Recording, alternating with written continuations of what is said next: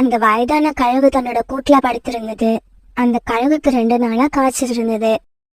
அந்த கழுகோட பேர குழந்தை பீமு அந்த கூட்டுலதான் இருந்தான். பீமோட அம்மா பீம் பிறக்கிறப்பவே இறந்து போயிட்டாங்க. அதுல இருந்து பீம் தன்னோட பாட்டி கிட்டதான் வளர்ந்து வந்தான்.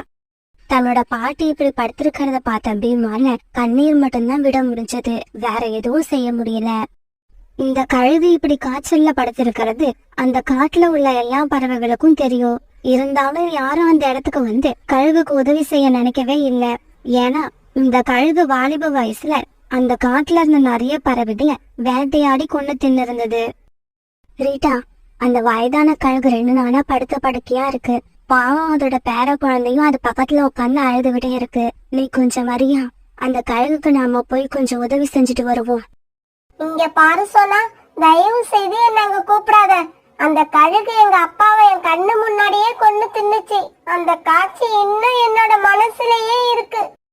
ரீட்டா, அந்த கழுகால நாமெல்லாம் நம்மளோட நிறைய சொந்தங்களை இழந்திருக்கோம், அது எனக்கும் தெரியும். இருந்தாலும் உயிருக்கு போராடிக்கிட்டு இருக்க அந்த கழுகுக்கு உதவி செய்ய வேண்டியது நம்ம கடமை இல்லையா? இங்க பாரு சோனா, நீ எங்க வேணாலும் போ, ஆனா தயவு செய்து என்ன கூப்பிடாத. இப்படி சொல்லிட்டு ரீட்டா கிளி அந்த இடத்த விட்டு பறந்து போயிடுச்சு.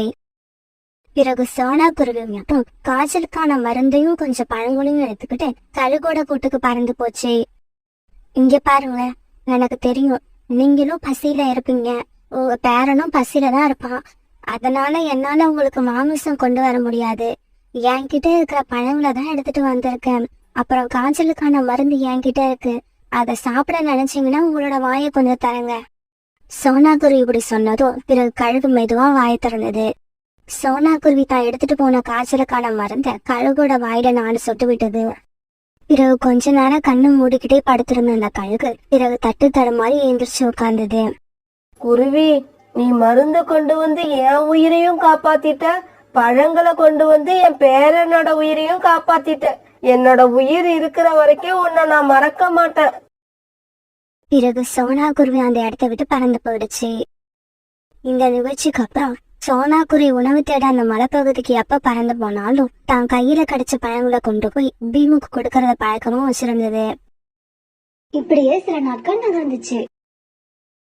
பீம் இப்ப கொஞ்சம் பெரியவனா வளர்ந்துட்டான், நல்லா பறக்கவும் கத்துக்கிட்டான். கழுகாக்கா, இன்னைக்கு நான் ரொம்ப சந்தோஷமா இருக்கேன். பீம் நல்லா பறக்க கத்துக்கிட்டான். இதுக்கப்புறம் அவனை நினைச்சு நீங்களும் நானும் கவலைப்பட தேவையில்லை. குருவி, இதுக்கெல்லாம் காரணம் நீதான். நீ மட்டும் எங்களுக்கு உதவி செய்யலன்னா நானும் என்னோட பேரனும் எப்பவோ இறந்து போயிருப்போம். அந்த சமயம் வானத்துல பறந்துகிட்டு இருந்த பீம் அந்த இடத்துக்கு வந்தான். இப்படி வந்து உட்கார்ந்த பீமோட முகம் ரொம்ப வாட்டமா இருந்தது. பீம், ஏன் உன்னோட முகம் சோகமா இருக்கு? என் வயசு உள்ள பறவைகள் எல்லாம் நண்பர்களோட சேர்ந்து விளையாடுறாங்க. ஆனா நான் அப்படி விளையாட எனக்கு எந்த நண்பனும் இல்ல. நான் வாழ்க்கை பூரா இப்படி தனியாதான் இருக்கணும் போல இருக்கு. பீம், நீ இது நினைச்சுதான் கவலைப்படுறியா? நாளைக்கு நான் இங்க வரப்ப என்னோட பையன் குக்கு அழைச்சிட்டு வரேன். இதுக்கப்புறம் நீயும் அவனும் ஒன்னா சேர்ந்து விளையாடுங்க. அன்னைக்கு ராத்திரி சீக்கிரமாவே தன்னோட கூட்டுல படுத்து தூங்க ஆரம்பிச்ச அந்த வயதான கழுகு அப்படியே இறந்து போயிடுச்சு. பீம் இப்ப பெரியவனா வளர்ந்திருந்தாலும் தன்னோட பாட்டி இறந்த துக்கத்தை தாங்க முடியாம அழ ஆரம்பிச்சான். மறுநாள் பொழுது விழுந்துச்சு. குக்கு, நீ என் கூட வா, இன்னைக்கு நான் உனக்கு ஒரு புது நண்பனை அறிமுகப்படுத்துறேன். புது நண்பனா? அந்த நண்பன் எங்கம்மா இருக்கா? பிறகு சோனா குருவி குக்குவை கூட்டுக்கிட்டு கழுகோட கூட்டுக்கு போச்சு. கழுகோட கூட்டுக்கு போன சோனா குருவி அங்க நடந்ததை பார்த்துட்டு ரொம்பவும் வருத்தமாயிடுச்சு. பீம், அழாத, நீ என்னதான் அழுதாலும் உங்களோட பாட்டி திரும்ப வர மாட்டாங்க. அம்மா, பாட்டி சாகறதுக்கு முன்னால என்ன தெரியுமா சொன்னாங்க? பீம், நான் உன்னை விட்டுட்டு போயிடுவேன் போல இருக்கு. ஆனா சோனா உன்னை விட்டுட்டு எங்கேயும் போக மாட்டா. சோனா தான் உனக்கு அம்மா. இதுக்கப்புறம் நீ சோனா கூட தான் இருக்கணும்னு சொன்னாங்க. அது உண்மைதான் பீம், நான் உன்னை எங்கேயும் விட மாட்டேன், என் கூடவே வச்சிருப்பேன். நீ என் கூடவே என்னோட வீட்டுல வந்து தங்கிடு. ஆமா பீம், நாம 2 பேரும் ஒன்னா சேர்ந்து விளையாடுவோம். இப்படி பேசிக்கிட்டு இவங்க எல்லாரும் பிறகு சோனா குருவி வீட்டை நோக்கி பறக்க ஆரம்பிச்சாங்க. இப்படியே சில நாட்கள் நகர்ந்துச்சு. கழுஜி, உங்களுக்கு ஏதாவது பொறுப்பு இருக்கா? நம்ம காட்டுல என்ன நடந்துகிட்டு இருக்குதுன்னு தெரியுமா தெரியாதா? எனக்கு இப்பெல்லாம் ஜக்குவ வெளியில அனுப்பவே பயமா இருக்கு. ஏன்னா சோனா குருவி தன்னுடைய வீட்டுல ஒரு கழுகு குழந்தைய அழைச்சிக்கிட்டு வந்து வளர்த்துக்கிட்டு இருக்கு. அப்புறம் அத குழந்தைன்னு சொல்றது கூட தப்பு. நல்லா பெருசா வளர்ந்துருக்கு. இன்னைக்கே போறேன். இந்த விஷயத்தை பத்தி சோனா குருவி கிட்ட பேசி அந்த சின்ன கழுக காட்ட விட்டே துரத்துறேன். குக்கு, பீமா கூப்பிட்டு போய் இந்த காட்டை சுத்தி பார்த்துட்டு அப்படியே விளையாண்டுட்டு வாங்க. சோனா குருவி இப்படி சொன்னதும் குக்கு பீமா கூப்பிட்டுக்கிட்டு அந்த காட்டை சுத்தி காமிக்க போனான். இந்த சமயத்துல காலுக்காகவும் சோனா குருவி வீட்டுக்கு போச்சு. இங்க பாரு சோனா, உனக்கு இன்னைக்கு ஒரு நாள் தான் டைம் கொடுக்க முடியும். இன்னைக்கு ராத்திரிக்குள்ள நீ அந்த கழுகு குழந்தைய வீட்டை விட்டு விரட்டணும். நீ மட்டும் அப்படி செய்யலன்னா அந்த கழுகு எந்த நேரத்துல வேணாலும் எங்களோட குழந்தைகளை கொன்னு தின்னுடும். காலண்ணா, பீமா எனக்கு சின்ன குழந்தையில இருந்து தெரியும். அவன் என்ன அம்மாவை நினைச்சுக்கிட்டு இருக்கான். நானும் அவனை என் பையனாதான் நினைக்கிறேன். அவனுக்கு மாமிச சாப்பிடற பழக்கமே கிடையாது. சோனா, நீ நான் சொல்றத மட்டும் செய். நாளைக்கு காலையில உன்னோட வீட்டுல அந்த கழுகு குழந்தை இருக்க கூடாது. அதையும் மீறி வீட்டுல வச்சு இருந்த நான் என்ன பண்ணுவேன்னு உனக்கே தெரியும். இப்படி சொல்லிட்டு காலுக்காவும் அங்கிருந்து பறந்து போயிடுச்சு. காலுக்காவும் இப்படி சொல்லிட்டு போனதும் சோனா குருவிக்கு மனசுல பயம் வந்துருச்சு. இந்த காங்கள் வேண்டான்னு சொல்லியும் நாம பீமா வீட்டுல வச்சிருந்தா இந்த காங்கள் நம்ம கிட்ட ஏதாவது பிரச்சனை பண்ணிக்கிட்டே இருப்பாங்க. இப்படி நினைச்ச சோனா குருவி பிறகு பீமாவை தேடி பறந்து போச்சு. சோனா குருவி அங்க போனப்ப பீமு குக்கு ஒரு நதிக்கரையில உட்கார்ந்து இருந்தாங்க. அம்மா, என்னம்மா ஆச்சு? ஏன் அழுவுறீங்க? அம்மா சொல்லுங்க அம்மா, என்னாச்சு? பீம், நீங்க 2 பேரும் விளையாட வந்ததுக்கு அப்புறம் காலுக்காவும் நம்மளோட வீட்டுக்கு வந்தது. இந்த காட்டுல இருக்கிற குழந்தை பறவைகள் எல்லாம் உன்னை பார்த்து பயப்படுறாங்களாம்.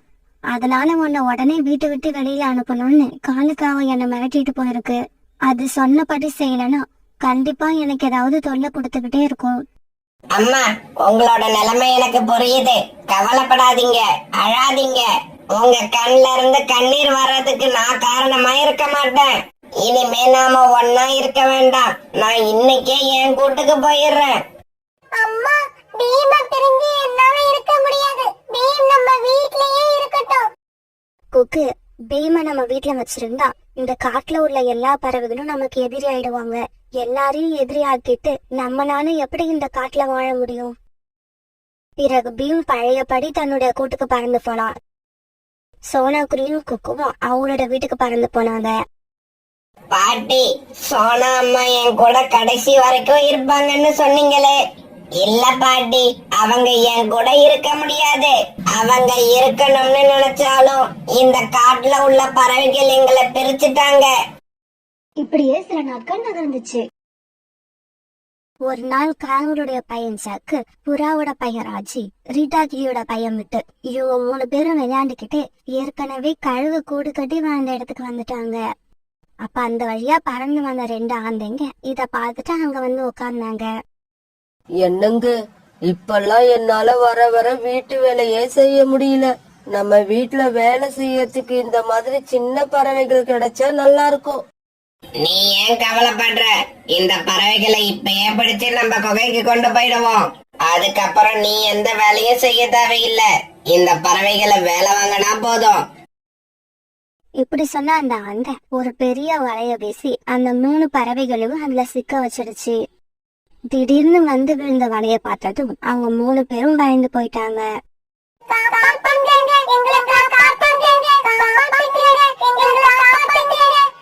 இந்த பறவைகளோட சத்தத்தை கேட்டதும் தூங்கிக்கிட்டு இருந்த பீனி எழுந்திருச்சு உட்கார்ந்து வலையில மாட்டியிருந்த பறவைகளை பார்த்துட்டா. இங்க பாருங்க, எதுக்காக இந்த பறவைகளை சிறை பிடிச்சு வச்சிருக்கீங்க? இங்க பாரு கழுகே, திருட்டு வழிப்பறி அராஜகம் பண்றதெல்லாம் எங்களோட வேலை. இந்த மாதிரி பறவைகளை கொன்னு திங்கிறது உன்னோட வேலை. தேவைப்பட்டா இதுல இருந்து ஒரு பறவையை எடுத்துக்கிட்டு போய் சாப்பிடு. நாங்க வேண்டான்னு சொல்ல மாட்டோம். அதே மாதிரி நாங்க இந்த பறவைகளை பிடிச்சுக்கிட்டு போறத பத்தி நீயும் எந்த கேள்வியும் கேட்க கூடாது. முடியாது. இவங்களை விடுதலை பண்ணுங்க. இவங்க கஷ்டப்படுறதை என்னால பார்க்க முடியல. இந்த பறவைகளை கொண்டு போய் நாங்க எங்களுடைய குகையில வேலை செய்ய வச்சுக்க போறோம். இந்த பறவைகளை நாங்க விடுதலை செய்யலன்னா உன்னால என்ன செய்ய முடியும்? அந்த ஆந்தை இப்படி சொன்ன உடனே பீம் ரொம்ப கோபத்தோட அவங்க மேல பாஞ்சு அவங்க 2 பேரையும் அடிக்க ஆரம்பிச்சான். கொஞ்ச நேரம் பீம் கிட்ட போய் அடி வாங்கின ஆந்தைங்களால அதுக்கு மேல அடி வாங்க முடியல. விட்டுடு, எங்களை விட்டுடு கழுகு. இந்த குழந்தைகளை இங்கேயே விட்டுட்டு ஓடி போயிடுறோம். அந்த ஆந்தைகிட்ட இப்படி சொன்னதுக்கு அப்புறம் தான் பீம் அவங்கள அடிக்காதன்னு நினைக்கலாம். தம்பி, ஏன்டா எங்களை இப்படி போட்டு அடிச்ச?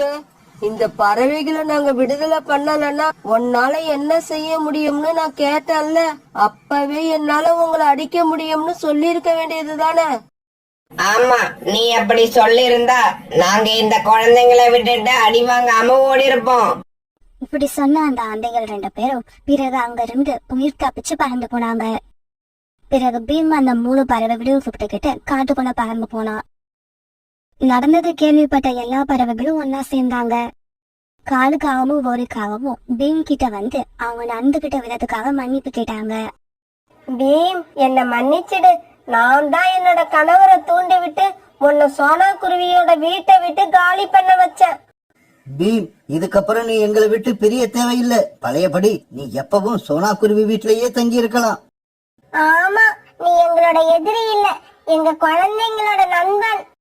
பிறகு பழையபடி பீம் சோனா குருவி வீட்டுல தங்கி ரொம்ப சந்தோஷமா வாழ ஆரம்பிச்சான்.